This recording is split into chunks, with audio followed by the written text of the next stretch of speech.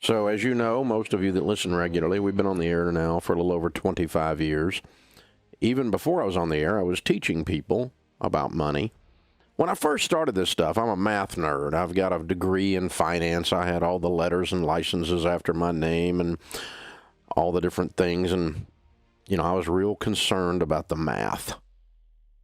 Really concerned about the math. And I would sit down with people and show them how to get out of debt. And they would go home and promptly not do it. It was really frustrating. I started figuring out that hope has more to do with you winning with money than math does. Because hope gives you, it's fuel on the fire. It gives you a reason to make changes, a reason to do something you've never done before. And really what we're saying here is that personal finance is about 80% behavior. It's only about 20% head knowledge and math. The problem with your money is not your math. The problem with your money is the person in your mirror. They're screwing up everything. If I can get the guy in my mirror to behave, he'd be skinny and rich, right? That's what I figured out.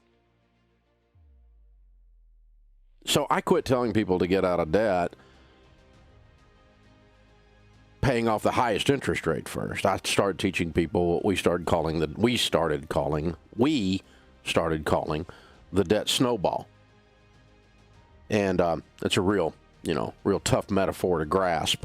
You list your debts smallest to largest. You pay minimum payments on everything but the little one. You attack the little one with a vengeance. Scorched earth lifestyle. Sell so much stuff the kids think they're next. Take 16 extra jobs. Name the dog eBay and put him there. Put the cat on Craigslist. We're getting out of debt. We're getting out of debt. And you pay everything. You stop all investing temporarily and completely focus all your emotional, spiritual, financial, relational energy on that smallest debt. Everything goes on that. When that one's gone, you take the payment that used to be there and any other money we can squeeze out of our budget and we throw it at number 2. And when that one's gone, then we take the payments from 1 and 2. The snowball rolls over again. It picks up more snow and you attack number 3. The average person for the past 25 years that has done that with great focused intentionality, gone crazy to the point their broke friends and relatives thought they needed counseling. They shaved their head. They drank the Kool-Aid. They get out of debt in about 18 to 24 months. Everything but their house. That's the average. Now, some of you got a lot of debt. It takes you 5 years. Some of you get out of debt in 4 months. But the average is between 18 and 24 months. It works. Millions, tens of millions of people have gotten out of debt. Debt-free screams alone on the air here last year were $49.8 million. That's kind of like $50 million. And that was just the ones that screamed on the air. Other people just stood in their backyard and screamed, and that worked too, You don't have to come on the air for it to count. You're out of debt. Shut up. Well, Dave Ramsey, I saw a guy on Twitter. Dave Ramsey doesn't teach the most optimum way to get out of debt. The most optimum way to get out of debt is to pay it off highest interest rate first, says the moron on Twitter. I used to be that moron. I tried that. The problem is it doesn't work. So let me explain to you what optimum means. Optimum is the one that works, not the one that's mathematically correct. Honey, if we were doing math, we wouldn't have credit card debt to start with. This is not a math problem. This is a you problem. It's personal finance. It's more behavior. Your success with your finance has more to do with you getting along with your spouse and being on the same page than it does mathematics. You can be a freaking math genius and you and your spouse aren't on the same page, and all of our data tells us you will not win with money. You will not build wealth. You cannot build wealth in spite of a princess or in spite of a prince who spends money like they're in Congress. You can't do it. You can't make enough money to outspend stupidity or out-earn stupidity. I tried it.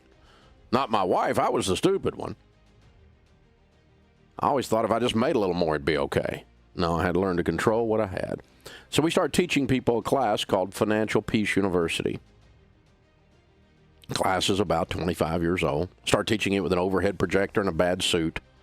It was $569 to go through the class. 4 people came the first night. 3 of them bought. $569. The class was 26 weeks long.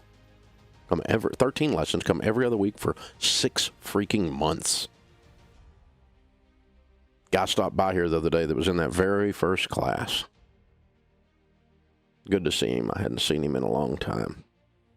We got to be friends, he, his wife, and he and I, and he's a multimillionaire now, by the way.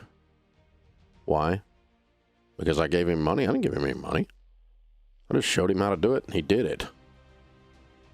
He followed the steps that we teach in Financial Peace University, not only the baby steps, not only the debt snowball, but also start investing in good mutual funds over a long period of time. That's 25 years. He should be a multimillionaire. You do this stuff, it works. That's what optimum is, morons. You people that are calling me out, and it's not optimum. Let me just tell you, optimum is what works. That's what's optimum, not what's mathematically correct. I understand that debt snowball's not mathematically correct, and I don't really care.